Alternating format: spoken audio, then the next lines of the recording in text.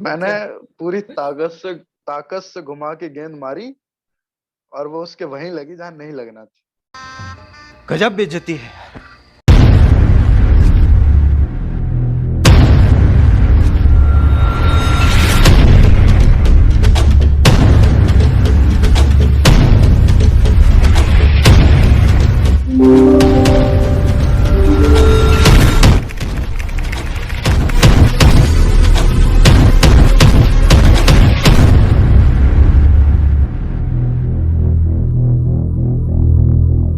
तो hey guys, आप सभी ने ये डायलॉग जरूर सुना होगा, गजब बेइज्जती है। और ये डायलॉग किसने कहा था आपको पता है? ये डायलॉग कहा था वैभव भैया ने, और आज हम अपने चैनल पे वैभव भैया को लेकर आ गए हैं। तो गाइस, आप सभी लोग बहुत ही ज्यादा एक्साइटेड हो गए। आप लोगों ने मेरी इंस्टाग्राम में स्टोरी भी देखी होगी, मैंने वहां पर भी बताया था कि बहुत ही जल्द हमारे चैनल पे वैभव भैया आने वाले हैं। तो फाइनली वो दिन आ गया और आज हम वैभव भैया को लेकर आ गए अपने चैनल पे।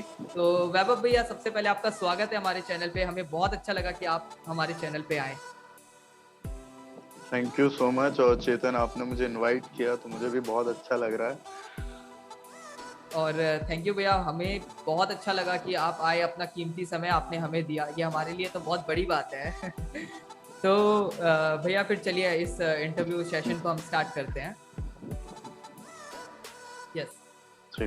तो भैया, जैसे कि मतलब बहुत सारे लोगों ने मुझसे पूछा था, लाइक मैंने जब इंस्टाग्राम पे डाला था कि वैभव भैया हमारे साथ में आने वाले हैं, तो बहुत सारे लोगों का बहुत से क्वेश्चंस थे कि मतलब आप किस तरह से इंडस्ट्री पे आए, क्या आपका मतलब जर्नी रहा, और आपको कुछ प्रॉब्लम्स आई या नहीं आई। तो धीरे धीरे करके हम सारे क्वेश्चंस को लाइन बाय लाइन लेते हैं और स्टार्ट करते हैं। तो भैया, सबसे पहला सवाल तो ये रहेगा जो सभी लोगों ने पूछा कि भैया आपका मतलब आप किस तरह से इस फील्ड में आए। मतलब आप पहले भी इंडस्ट्री में थे, या आपके फादर या कोई बैकग्राउंड में था इंडस्ट्री में, या आप किस तरह से इस इंडस्ट्री में आए, ये चीज आप बताएं। नहीं नहीं, ये नेपोटिज्म वाला सिलसिला है नहीं एक्चुअली। और मेरा यहाँ तक का सफर, जैसे कि आप कह रहे हो, कुछ कठिनाइयों के साथ वैसा ही रहा। लगभग बचपन से मुझे शौक था, पर मेरे परिवार में कोई दूर दूर तक भी इस फील्ड में नहीं है। तो अच्छा। इसलिए फिर मैंने थिएटर एक्टिविटीज और ड्रामास करना शुरू किए। फिर हम्म। उसके बाद ऑडिशन दिए, मुंबई आया। मुंबई आके लगातार 2 साल तक तो ऑडिशन ही दिए, सिर्फ होप ओके। थी कि हाँ कुछ हो सकता है। फिर एक होता है ना कि तिनके का सहारा, डूबते को तिनके का सहारा। तो ऐसे करके एक हम्म। छोटा सा काम मिला अच्छा। सीरियल्स में, टीवी सीरियल्स में, छोटी स्क्रीनों पर। ओके। तो फिर उसके बाद हम आगे बढ़ पाए धीरे धीरे, और आज आपके सामने है। आप सभी का आशीर्वाद, प्यार, स्नेह है जो यहाँ है। नहीं, बहुत ही गजब, बहुत ही अच्छा रहा। मतलब एक जो नॉर्मल, मतलब लोगों को ऐसा लगता है कि अगर किसी का बैकग्राउंड है फिल्म इंडस्ट्री से तभी वो इस लाइन में आ सकता है। मतलब उनको ऐसा लगता है कि एक नॉर्मल पर्सन इंडस्ट्री में जा ही नहीं सकता। तो मतलब आपने जो कहा कि कुछ प्रॉब्लम्स मुझे आई, तो आप कुछ बताना चाहेंगे कि एक कॉमन पर्सन को क्या प्रॉब्लम्स आ नॉर्मल, सकती है? देखिए, नॉर्मल पर्सन को ये प्रॉब्लम होती है, लाइक क्या है ना, कि सीधा लीड नहीं कर सकते, है ना। हम्म। वो सारी चीजें पहले से फिक्स्ड होती हैं, हर हर एक चीज बनी होती है। हाँ और ये जी। बात सच है कि जिसका थोड़ा सा फैमिली उसमें इन्वॉल्व होता है, वो सजेशन दे देते हैं कि हाँ ये करेगा ये रोल। तो सही आपको है। शुरुआत में छोटे रोलों से ही शुरू करना पड़ता है। और कई बार मेरे साथ क्या हुआ, जैसे कि कई बार होता है कि क्राउड रोल जो होते हैं, भीड़ में खड़े होने वाले, लोग हम्म। सोचते हैं कि उसमें जाकर भी आगे बढ़ा जा सकता है। हाँ तो जी। यार वो बहुत ही अलग चीज है, वो जूनियर आर्टिस्ट में भी नहीं आती है। तो प्लीज उसमें तो अगर आप एज अ एक्टर अपने आप को देखते हैं तो ना ही जाएं। मुझे भी शुरू में पता तब चला, वैसे मैं कभी गया नहीं। पर हम्म। ये चीजें आप अपने जिंदगी में भी ध्यान रखें कि भाई म्यूट फील्ड हो में गया जाना था। है। हम्म। हाँ, इस फील्ड में हमें जाना है, हमें एक्टिंग प्रॉपर करनी है, तो भैया ये है थिएटर। और थिएटर के बाद आपका ऑडिशंस। ऑडिशंस हर सिटी में आजकल लगभग होते हैं, लगभग शहरों में आजकल ऑडिशंस होते हैं। मुंबई में तो अब मोस्टली काम भी नहीं होता ज्यादा एक्टिंग का। सारे सेट, मतलब झांसी, कानपुर, लखनऊ, इन शहरों में होते हैं। तो हाँ जी। उसी तरफ फोकस करें।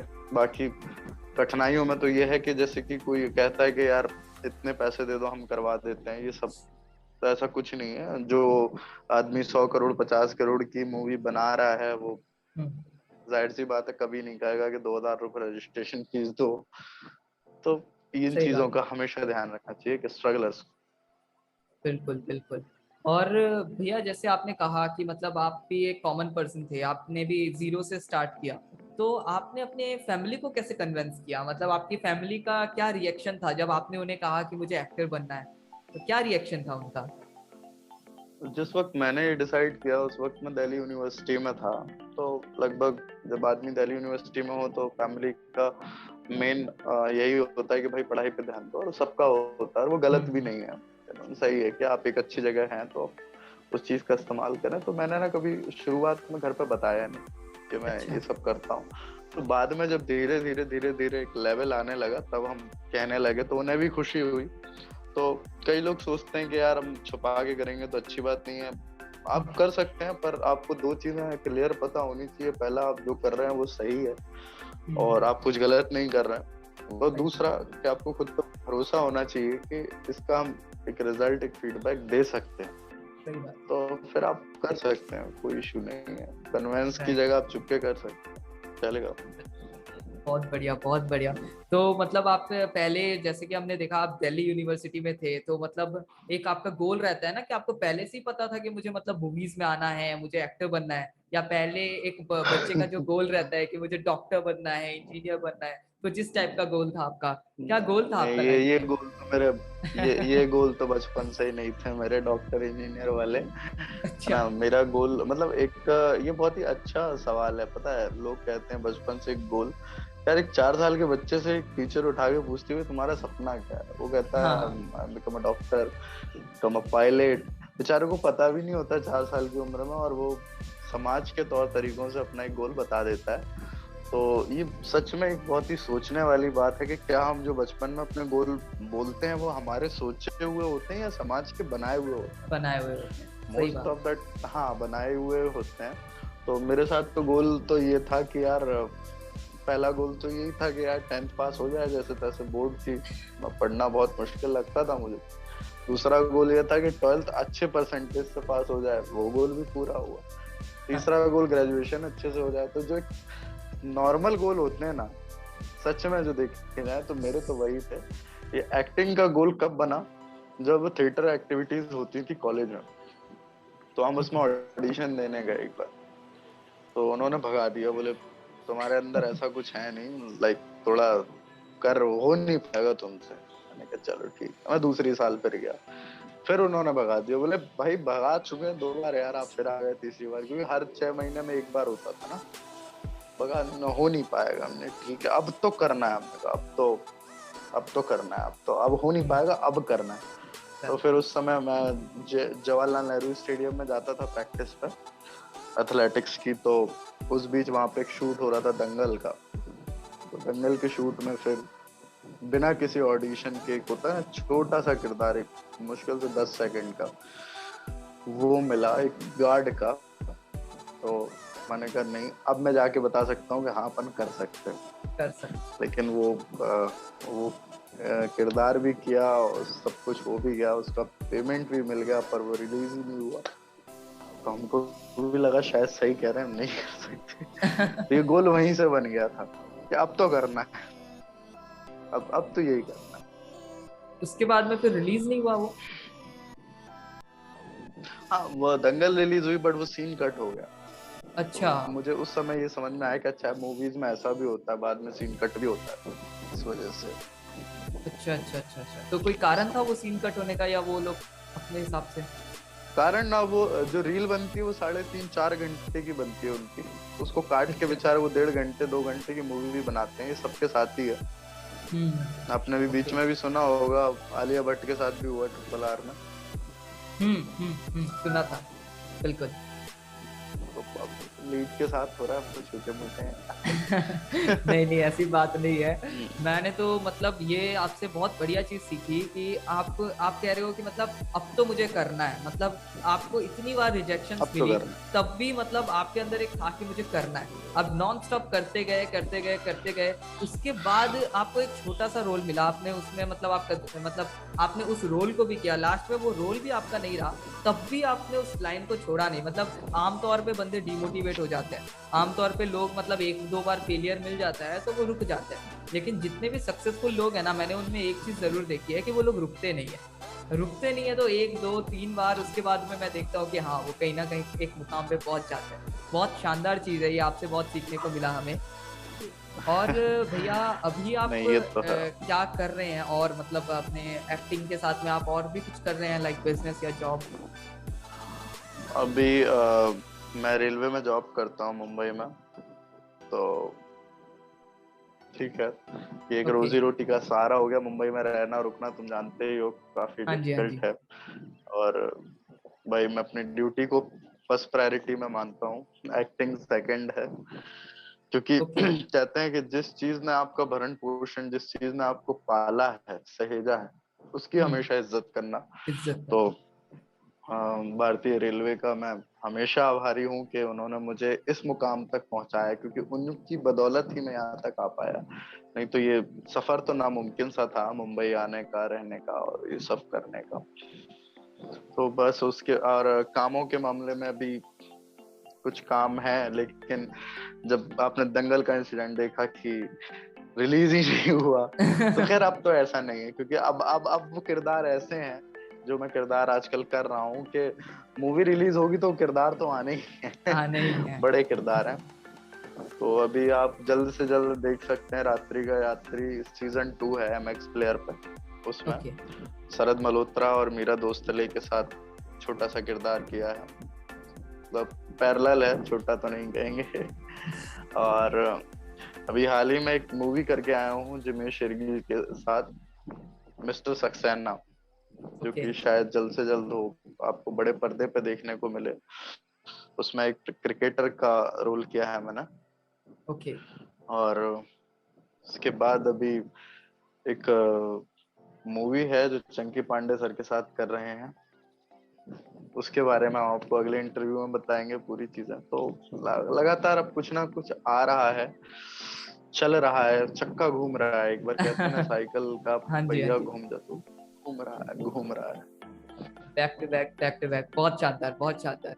अच्छा भैया एक चीज बताइए, जैसे कि हमने आपको बहुत से लोगों के साथ में देखा है, बहुत बड़े बड़े सेलिब्रिटीज, मतलब बहुत लोगों के साथ में देखा, आपने जीतू भैया के साथ में काम किया है पंचायत में, उसके बाद में आपने सुई धागा में वरुण धवन सर के साथ में काम किया है, इस तरह से आपने कई लोगों के साथ में काम किया है। तो और आपने कहा कि आप अपने साथ साथ में जॉब को भी कंटिन्यू कर रहे हैं, तो मतलब आप जॉब और इस एक्टिंग करियर को एक साथ कैसे लेकर चल रहे हैं, मतलब कि आप कैसे कर पा रहे हैं, मतलब दोनों चीज को एक साथ में चलाना? मतलब लोगों के लिए ये पॉसिबल नहीं होता है, कुछ लोग कहते हैं कि मेरा जॉब ही मेरे पे इतना प्रेशर डाल रहा है कि मैं साइड बाय साइड कुछ कर ही नहीं सकता, और आप तो दोनों इतनी बड़ी बड़ी चीजों को एक साथ लेकर चल रहे हैं।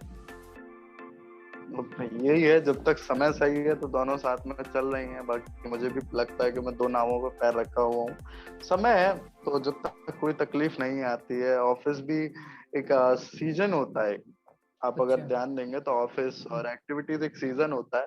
किसी सीजन पे हमको वर्कलोड ज्यादा होता है, किसी सीजन पे कम होता है। इस वजह से ऐसा नहीं है, मैंने काफी काम भी छोड़े हैं इसी वजह से। पर ठीक है, अभी जब तक चल रहा है, ऊपर वाला मैनेज कर रहा है, थोड़ा सा आ रहा है दिमाग में कि ऐसे करके अपन कर सकते हैं, ऐसे करके तो अपन कर रहे हैं। अब वो फ्यूचर में क्या होगा पता नहीं, देखते हैं। ये नाव तो एक ही पकड़नी पड़ेगी। सही है, मतलब कि आपका जॉब जो आप कर रहे हैं रेलवे, वो भी एक बहुत ही मतलब रेस्पॉन्सिबिलिटी वाली जॉब है ना? तो मतलब दोनों को मैनेज करना एक बहुत ही मुश्किल करियर है, लेकिन आप कर रहे हैं, दैट्स बहुत बढ़िया काम है। एंड साथ साथ में मैं आपको बहुत पहले से फॉलो कर रहा हूँ, है ना? अपन। हाँ जी। रिस्पॉन्स रिस्पॉन्सिबिलिटी का मतलब मैं आपको बहुत ही क्लियर शब्दों में समझा दूं, जहां तक मैं समझाऊं, कि भारतीय सरकार, भारत सरकार है ना, केंद्रीय सरकार की आप किसी भी शाखा में अगर जुड़े हैं तो आप किसी भी पद पर हैं ये मायने नहीं रखता, आप अब उसका एक अंग हैं। तो प्रेशर होना ना होना ये बहुत अलग चीज है, आप उसका एक अंग हैं। तो अब अंग कैसा होता है कि लाइक संस्कारी माता पिता, जब तुम्हें कुछ भी करना तो उस अंग की परमिशन लेना बहुत जरूरी होती है। सही। और बिल्कुल उसका आदर भी करना चाहिए हमें, क्योंकि उन्होंने ही वो रेपुटेशन दी है, उन्होंने ही वो हर चीज दी है हम्म। कि सामाजिक मायनों में हम काफी हद तक आगे बढ़ सकते हैं। क्योंकि अब अगर हम एक्टिंग कर रहे हैं तो हमको कोई मना नहीं करेगा। अगर हम बिना नौकरी के करते तो कम से कम 10 लोग घर आते, ज्ञान देके जाते। तो जो रेलवे है वो एक सामाजिक दायरा भी बना के, म्यूट है ना। हो गया था। और जो आपके लिए हाँ, जो आपके लिए इतना सब कुछ कर रही है, तो जाहिर सी बात है कि आपका कर्तव्य है, आपका धर्म है कि उसके प्रति हमेशा सचेत रहें, हमेशा आदर पूर्वक रहें, विनम्र रहें। ये जरूरी है। सही बात है, बिल्कुल सही बात है। नहीं, बहुत ही सही बात कही आपने, मतलब बहुत ही सही बात कही। और जैसे कि भैया हमारे तो बहुत पहले से बातचीत चल रही है, हम बहुत पहले से जानते हैं एक दूसरे को। तो मैंने ये भी नोटिस किया कि आपको ट्रैवलिंग का बहुत ज़्यादा शौक है। मतलब आप कई जगहें इंडिया की, मतलब आप जाते रहते हैं दूर दूर घूमने फिरने, ड्रोन से शूटिंग करते रहते हैं। तो आप अपना मतलब ट्रैवलिंग का शौक आपको मतलब कब से लगा, मतलब इसका क्या पीछे का मोटिव है? आप हमेशा मुझे कहते हो कि चेतन यार ट्रैवलिंग का मुझे शौक है, एक बार चलो असम आते हैं या कुछ करते हैं। तो मतलब ये पहले से ही था? ट्रैवलिंग का क्या है कि दो चीजों का अनुभव होता है। पहला, घूमना सबको पसंद होता है। दूसरा कि वहाँ के लोकल कल्चर के बारे में हमें पता चलता है। और अगर आप एक्टिंग फील्ड में हैं तो आपको ट्रैवलिंग वैसे भी करना चाहिए, और नहीं भी है तो आपको ही करना चाहिए। क्योंकि देखिए, वो एक बहुत ही आजकल मशहूर सा एक वो उस पर चलता रहता है सोशल मीडिया, जिंदगानी रहे ना रहे टाइप, दुनिया की सैर कर गाफिल, ये जिंदगानी दुनिया की रहे ना सैर रहे, करते हैं। जिंदगानी रह भी गई तो जवानी रहे ना रहे।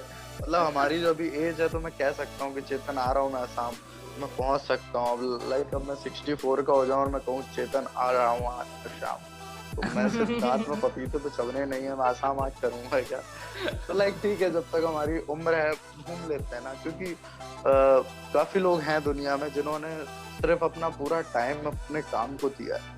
और मैंने सही उनसे बात। उनका फीडबैक पूछा तो वो खुश हैं, लेकिन कहीं ना कहीं उनके मन में एक दुख तो है कि यार हम घूमे नहीं जाते। और कई लोग तो ऐसे हैं जिनको अपॉर्चुनिटीज मिली बाहर जाने की, यूएस यूके जाने की, जर्मनी जाने की एज अ स्कॉलर। हम्म। सिर्फ वो तो मस्ती मार के आ जाते तो भी चलता, सही बात। फिर भी वो नहीं गए तो उनको दुख होता है। तो ठीक है, हम ये गलती क्यों करें? तो इसलिए सही हम बात। थोड़ा सा घूम लेते। ड्रोन का ये है कि घूमो और यादें शानदार रहें तो और भी बेहतर। बहुत बढ़िया, बहुत बढ़िया। और कभी चलेंगे साथ मेरा में कहीं मेरा घूमने। मानना, बिल्कुल, मैं तो आसाम ही आ रहा हूँ। आइए आइए, बहुत जल्द आइए, हमारे हमें बहुत इंतजार है आपका। आइए, एक बार आसाम में आपको बिल्कुल घुमाएंगे बढ़िया से, मतलब सारी जगह है आसाम की, यहाँ पे वन हॉर्न राइनो है और बहुत सी चीजें हैं आपको घुमाने लायक। तो आइए, आपको घुमाएंगे आसाम। बिल्कुल बिल्कुल, जल्दी जल्दी विश करो, जल्दी आना। बिल्कुल बिल्कुल बिल्कुल, कभी भी कुछ रहे आप एक कॉल करना हमें। और भैया जैसे कि बहुत से लोगों का ये तो मतलब है कि एक बार आप ये डायलॉग हमें एक बार सबके सामने एक बार सुनाएं, जो आपका फेमस डायलॉग है। हर दिन मुझे वो डायलॉग सुनने को मिलता है, कहीं ना कहीं से इतना प्रचार हो चुका है उस डायलॉग का कि मतलब मजा ही आ गया। आपने सोचा था कि ये डायलॉग इतना वायरल हो जाएगा, या आपने बस ऐसे ही जोश जोश में बोल दिया था? जोश जोश में क्या, वो तो हमारे डायरेक्टर साहब थे दीपक मिश्रा, अच्छा। उनकी स्क्रिप्ट में था और मोमेंटो पे आया भी, तो थोड़ा सा उसको एडिट करके बोल दिया, बस इतना ही था। बेइज्जती, हद बेइज्जती ऐसा कुछ था, बट वो मेरे गजब मुंह से बेइज्जती है निकल गया। यार। वो गजब बेइज्जती है यार। दूल्हे को नाश्ते के लिए कौन इंतजार कराता है? उस समय इवेंट निकल गया, उस चल गया, चल अगर गया, चलने मतलब तो। बहुत शानदार फ्लो बनाया उसका, बहुत शानदार, मतलब मतलब मजा आ जाता है उसको जब भी सुनते हैं ना। मतलब आजकल तो बहुत से मीम्स में भी यूज होता है, हर जगह आपका वीडियो क्लिप यूज किया जाता है। तो मतलब सही में मजा आ जाता है, मतलब। बहुत शानदार, बहुत शानदार। बिल्कुल बिल्कुल। अच्छा, तो भैया अब आपका फ्यूचर में आप क्या सोच रहे हैं? फ्यूचर गोल आपने कुछ बना रखा है कि फ्यूचर में और क्या करने का कुछ फ्यूचर प्लानिंग है गोल यार, कुछ? अभी मेरा मेरा जो है फ्यूचर गोल वो यही है कि मैं जहाँ पे हूँ, मैं सच बताऊं तो मैं अपने आप को सुखी मानता हूँ। पर कहते हैं ना कि कभी भी अपने आप से संतुष्ट नहीं होना चाहिए, संतुष्टा ध्वजा निष्ठा। जिस दिन आप संतुष्ट हो बिल्कुल गए उस दिन आप नष्ट होने लगेंगे। तो मेरा फ्यूचर गोल बस यही है कि जो भी मेरे भाई लोग हैं जो एक्टिंग या सिंगिंग या डांसिंग इन एक्टिविटीज में आना चाहते हैं, करना चाहते हैं, उनके लिए एक प्रॉपर प्लेटफॉर्म तैयार कर सकूं। अगर हुआ तो, वैसे तो पता नहीं कब होगा ये, प्रॉपर प्लेटफॉर्म तैयार कर सकूं। और वो प्लेटफॉर्म थोड़ा ऐसा हो कि मतलब लाइक जंप होता है ना, मतलब कि उस प्लेटफॉर्म पे आए उसके बाद जो जंप है ना, तो सीधा फाइनल जंप। सही बात। वाला अभी आप कहीं भी जाएंगे तो पक्षपात मिलता है। जैसे कि हम थिएटर में जाएंगे तो थिएटर में पुराने आर्टिस्ट जो होते हैं वो बड़ा रोल करते हैं, वो फिक्स्ड है ना। और उसके बाद मूवी में जाएंगे तो सिलेक्टेड आर्टिस्ट हैं जो कि बड़ा रोल करते हैं, वो फिक्स्ड है। तो एक कोई ऐसा प्लेटफॉर्म होना चाहिए जहाँ पे ना रेटिंग्स के हिसाब से एक्टर हो, लाइक सही 10 out of 9, 10 out of 8, कि हाँ भाई इसको कोई भी देखे कि यार हाँ यार इसको ना 10 में से 8 मिला है, चलो यार इसका देखते हैं एक बार, है ना। लाइक रेटिंग्स के हिसाब से जेन्युइन जो रेटिंग होती है उस हिसाब से हो। तो पता नहीं, अभी तक सपना ही है, देखते हैं। नहीं, बिल्कुल आप हकीकत में भी बदलेंगे, उसको उस पर कोई दोहराए नहीं है। बहुत ही अच्छा लगा आज आपके साथ इंटरव्यू करके, मतलब बहुत सी चीज़ें सीखने को मिली, बहुत सी चीज़ें पता चली इंडस्ट्री के बारे में।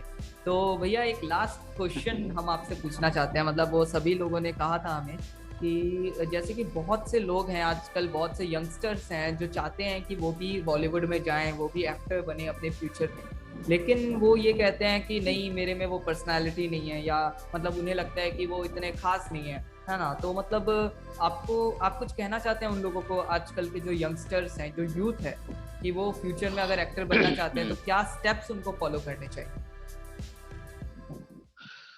देखिए यंगस्ट जो है, जो जवान पीढ़ी है हमारे यहाँ की, उसके लिए तो एक सिंगल मेरे लिए बस पहले तो मैं ये मैसेज दूंगा कि भाई देखो, आप लोग जवान हैं, तो जवान लोग ना काफी अपनी जिंदगी किसी और मकसद के लिए खत्म कर रहे हैं जो कि उनका होता भी नहीं है एंड ऑफ द। तो सही भैया आपके लिए सबसे पहली चीज तो ये है कि अपनी फीलिंग्स सबके अंदर हैं, लेकिन वो उसी से शेयर करें जो आपको लगता हो कि हाँ ये उस काबिल है। क्योंकि कोई मतलब नहीं है किसी से आप घंटों अपनी फीलिंग शेयर कर रहे हैं, बाद में आपका घंटों मजाक बन जाए। इस चीज से बचो। उसके अलावा जो भी तुम्हारा फोकस है, जो भी तुम्हारा एम है, उसके पीछे पड़ जाओ। क्योंकि जिस चीज को हम बहुत अपने दिल के करीब रखते हैं ना, और वो हमसे कुछ कह दे, तो हमें रियलाइज होता है कि अच्छा ये कमी हम में है। अदरवाइज दुनिया कुछ भी कहती रहे, हमें नहीं पता होता।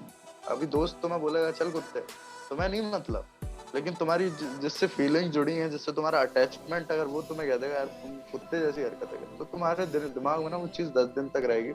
तो किसी का फेस स्ट्रक्चर खराब नहीं होता है, किसी के अंदर कोई बुराई नहीं होती है, हर आदमी की एक अलग अलग जगह होती है। अब मैं वो पुराने एग्जाम्पल नहीं दूंगा लाइक नवाजुद्दीन एंड ऑल।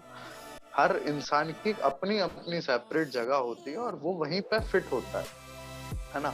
तो लाइक एक्टिंग हो चाहे कोई भी अदर फील्ड हो, है ना, तो उनकी खुद की एक सबकी अपनी जगह है। तो उस जगह को चुनने के लिए आपको जो ये अटैचमेंट्स है, ये फीलिंग्स है, इनसे थोड़ा सा आपको थोड़ा सा किनारा करना पड़ेगा। और उसके बाद आपको जगह खुद दिख जाएगी कि अच्छा ये मैं चाहता हूँ और ये जगह मेरे लिए बनी हुई है। इन दो चीजों में जो समझ जाएगा ना, ये जो मैंने अभी बात कही, वो भाई हर चीज समझ जाएगा, है ना। सही बात, तो बिल्कुल सही। ये और उसे कोई डिफिकल्टी नहीं आएगी। देखो कई लोग इस उम्र में स्पिरिचुअल होते हैं, होना चाहिए। अगर हम अपना ध्यान किस चीज से हटा रहे हैं, किस चीज पे लगा रहे हैं, ये तय करता है कि फ्यूचर में हम कहाँ से शुरू हुए थे और कहाँ तक जाएंगे।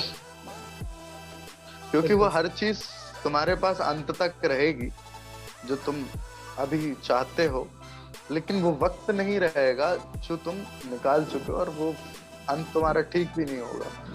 बाकी जो फैसिलिटीज तुम्हें अभी, अब जैसे मान लो हार्ली डेविडसन है भाई, अच्छी बाइक है, तो वो तो तुम्हारे 64 साल के तुम हो जाओगे तब तक रहेगी वो तो, है ना। तो ऐसा कुछ नहीं है, शौक उस दरमियान भी पूरे हो सकते हैं। कुछ शौक होते हैं जैसे घूमने फिरने के हो गए, तो इनमें कोई बुराई भी नहीं है। ये शौक बिल्कुल अपने उम्र में पूरे करो। सही आप किसी को मतलब सुने ही ना। मेरा मानना ये है कि भाई आप को अगर कोई कह रहा है कि आप में ये कमी है, तो आपका सबसे अच्छा जवाब उस समय होना चाहिए आपकी मुस्कुराहट। आप वहां से मुस्कुरा के निकल जाओ, अच्छा सही में क्या? चलो ठीक है, कट लो, ठीक, कुछ बिल्कुल जवाब देने का। बिल्कुल। अच्छा ऐसा है क्या? अरे हम्म। क्या बात, अरे ये तो मुझे भी लगता था, ये कमी तो है मेरे अंदर यार। सही बात। उससे मतलब बहस उस भी बात मत को करो, टाल दो, उससे मतलब आप डिबेट। अपने गोल्स पे अपने ड्रीम्स पे फोकस करो, उस बात को हंसी हंसी में टाल दो। हाँ अगर सी, आपको हाँ जितनी भी सीरियस बात है ना जिंदगी में, जितनी सीरियस बातें हैं उन सबको मजाक में टाल दो। जिस जिस वक्त भी तुम सबसे ज्यादा अपसेट हो ना, उस वक्त भी मजाक में ही रहो, कोई दिक्कत नहीं है। सब कुछ लोग बोलेंगे भी कि यार तुम बहुत मजाक करते हो, तुम हंसते बहुत हो, ऐसा ही है। तो सही ये ना में। एक बहुत ही पॉजिटिविटी देगा तुम्हें भी, और जिससे तुम बात कर रहे हो उसे भी। अब पता चला किसी का पहले से मूड ऑफ है और तुम जाके उसके साथ बैठ गए, अरे यार आज तो घर में क्लेश हो गया, आज तो ये हो गया, आज तो वो भगा और देगा तुमको। तो बिल्कुल इसलिए सही बात।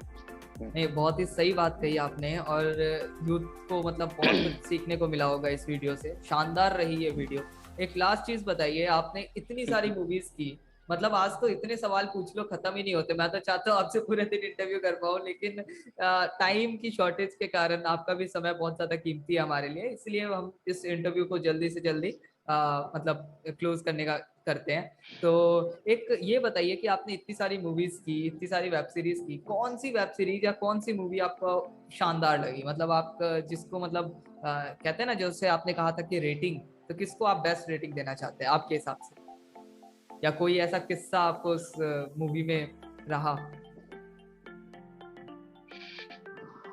अभी एक जिमी शेरगिल सर के साथ जो करके आया हूँ मिस्टर सक्सेना, वो भाई मेरी यादगार मूवी रहेगी। और मेरी ही नहीं, वो जितने लोग थे उस टीम में उन सबकी यादगार रहेगी। उसका कारण ये था कि उसमें मैं एक क्रिकेट प्लेयर का रोल कर रहा हूँ, और सबसे बड़ी बात, मुझे क्रिकेट खेलना आता नहीं। तो तो कास्टिंग होते समय उन्होंने पूछा कि आपको क्रिकेट आता है? मैंने कहा थोड़ा बहुत, थोड़ा बहुत लाइक वही कि बैट और बॉलिंग देख लेंगे। अच्छा अच्छा अच्छा। अब उसमें मुझे जाके मैंने स्क्रिप्ट पढ़ी तो फिर मुझे फील हुआ यार ये तो इंटरनेशनल क्रिकेटर है, इसके ये और हमको पकड़ना नहीं आता है। तो उन्होंने बोला कि आपको 7-8 दिन की वर्कशॉप कराएंगे। ठीक है, 8 दिन की वर्कशॉप की, उसमें टेक्निक्स वगैरह सीखी, काफी कुछ चीजें जो सीखी जा सकती थी। मैंने वो फोटोज भी डालेंगे, तुमने देखी हो तो। बहुत सी चीजें, खड़े होना, पोजीशन लेना, ये बहुत डिफिकल्ट थी, इनको सीखने में 8 दिन लगते। बट यार फाइनली मैं एक प्रोफेशनल क्रिकेटर तो था नहीं।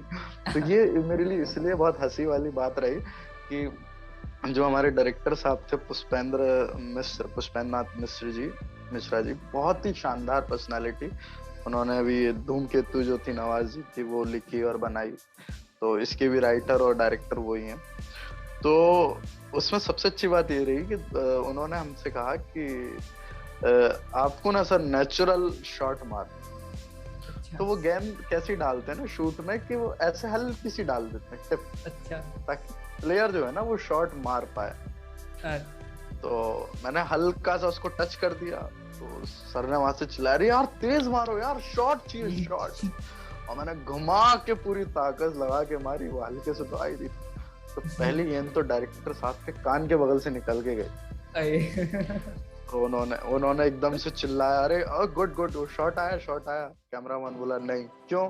अरे सर वैभव ने जीभ निकाल दी थी। अब हुआ क्या, डायरेक्टर के बगल से गई तो मेरा एक्सप्रेशन छोड़ो, मेरे मन में ही आ गया। मैं गया तो बोले, अरे यार, बोले तुम कैमरे पे क्यों बिगाड़े, हम तो लिए थे रिस्क। मैं कहा ठीक है, अब नहीं बिगाड़ेंगे, अब नहीं बिगाड़ेंगे। फिर दूसरी गेंद खिलाई, तो दूसरी गेंद ना, तो सामने ना क्या होता है, जब हम क्रिकेट खेलते हैं ना, हमारे कैमरा एकदम सामने होता है। तो वो जो कैमरामैन था वो यूं हैंडल पकड़ के सामने बैठा हुआ था, किस पोजीशन में, स्टूल पे बैठते हैं, स्टूल पे वैसा बैठा। मैंने पूरी ताकत से घुमा के गेंद मारी, और वो उसके वहीं लगी जहां नहीं लगना था। और वो बेचारा आंख बंद करके ऐसा कैमरा गिरा के और वहीं सो गया। और मैं सोच रहा हूँ लग गई एक्सप्रेशन तो नहीं बिगाड़ूंगा, मैं लगाऊं ये, मैं अपने फुल स्वैग में लगाऊं चौका मार दिया। फिर उसके बाद उनको उल्टा लिटाया डीओ मतलब कैमरामैन को। फिर वो बेचारा 2 दिन बेड रेस्ट पे रहा। तो 2 दिन ये किस्सा। ऐसा मार दिया आपने? अरे यार, वो ऐसा कौन पैर खोल मारता के ना है? स्टूल पे यूं बैठा था। वो पैर खोल के स्टूल पे ऐसे बैठा था और गेंद पूरी ताकत से थक, बिल्कुल फ्रिक्शंस के साथ लगी हुई थक। गजब, बहुत ही शानदार रहा ये किस्सा। शायद तो वो डायरेक्टर कैमरामैन सर जब भी ये बोले वीडियो बोले देखेगा। नहीं, डायरेक्टर सर भी बोले बोले ये बात बुलाई नहीं जाएगी, ये इतिहास में दर्ज की जाएगी, एक बार ऐसा हुआ था, इसलिए गेंद का प्रयोग मत करो, वीएफएक्स ही ठीक है।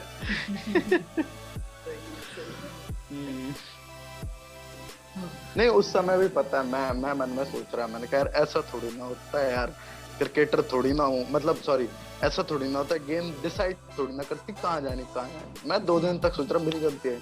वो तो तीसरे दिन क्या हुआ, जब प्रोफेशनल क्रिकेटर आए ना, उनके भी थोड़े शॉट्स लिए गए, तो उनको जैसा बोला जा रहा था वैसी गेंद डाल रहे थे। उनको बोला था कि एकदम स्ट्रोक मारना है तो स्ट्रोक मार रहे थे, उनको उस तरफ चौका जाना चाहिए तो उस तरफ ही चौका जा रहा था, एकदम एक्यूरेसी के साथ। मैं कहा अच्छा, और उनको तो ऐसे गेंद भी नहीं खिला रहे थे, उनको तो गेंद भी बहुत नेचुरल फेंक रहे थे। अच्छा, हमको तो गेंद भी ऐसे करके खिला रहे थे। तब हमको रियलाइज हुआ, मैं नहीं यार, गेंद ऐसे कहीं नहीं जाती, डिसाइड करना पड़ता है कहाँ जानी। सही है, सही है। वही है, जो जिस फील्ड में अच्छा कर देता है वो उस फील्ड में मतलब अच्छा कर रहा होता है ना। मतलब जहाँ हर चीज के लिए प्रैक्टिस चाहिए होती है। अब उन्होंने क्रिकेट में अपनी इतनी प्रैक्टिस की है तो इसलिए वो क्रिकेट में बढ़िया कर रहे हैं। आपने एक्टिंग में अपनी महारत ही हासिल की है तो आप एक्टिंग में बढ़िया कर रहे हैं। बस तो कर रहे हैं। बहुत बढ़िया कर रहे हैं। अच्छा, तो चलिए ठीक है फिर। बहुत ही शानदार रहा ये इंटरव्यू सेशन, बहुत ही मजा आया, लोगों को भी बहुत मजा आया होगा ये वीडियो देखकर। तो बहुत शुक्रिया, आप आए हमारे चैनल पे, हमें बहुत ही अच्छा लगा, दिल से शुक्रिया आपका। और फिर मिलते हैं कभी, एक बार फिर से इंटरव्यू पक्का सेशन पक्का। करेंगे आपके साथ में। थैंक यू सो मच चलो, for thank you so much Chetan, giving your तुमने टाइम। इनवाइट किया, मैं फिर से कहूंगा शुक्रिया। और भाई जितने भी लोग देख रहे हैं, चेतन पे प्यार बरसाते रहें, लाइक सब्सक्राइब करते रहें भाई को। और भाई को जहाँ तक मैं जानता हूँ सच में बहुत हार्ड वर्किंग पर्सन है, मतलब अभी चेहरे से देख के लग नहीं रहा है, पर उसके पीछे 3 गुना ज्यादा तो चेतन के गम छुपा रखा है। तो भाई ऐसी इतनी कम उम्र में समझदारियां समझने के लिए भाई आपका सल्यूट है। और जो आपने एक बात कही थी कि यंगर्स के लिए क्या मैसेज है, तो बस इस एज में जो समझ गया अपनी जिम्मेदारियां, वो लाइफ में कुछ कर सकता है, और इस एज में जो नहीं समझा वो मुश्किल है। तो भाई चेतन से सीखें, इंस्पायर हो इनसे। Thank you. थैंक यू भैया, थैंक यू। तो गाइज बहुत ही मजा आया आज का ये इंटरव्यू सेशन जो हमने किया वैभव भैया के साथ में। और अब फिर से मैं एक बार लेकर आऊंगा कुछ इसी तरह से कुछ शानदार एक्टर्स को, सेलिब्रिटीज को आप सबके लिए। तो इस चैनल को सब्सक्राइब करना मत भूलिएगा, वीडियो को लाइक जरूर कीजिएगा, और आपका कोई भी रिकमेंडेशन है तो गाइज मुझे आप चैट बॉक्स में बता सकते हैं। चैट बॉक्स आपके लिए खुला हुआ है बिल्कुल फ्री में। तो गाइज आप लोग वहां मुझे बता सकते हैं, इंस्टाग्राम पे मैसेज कर सकते हैं, आप जो मर्जी आप वो कर सकते हैं, लेकिन अपना रिकमेंडेशन देना मत भूलिएगा। तो मिलते हैं अगली वीडियो में। Thank you so much guys, bye bye.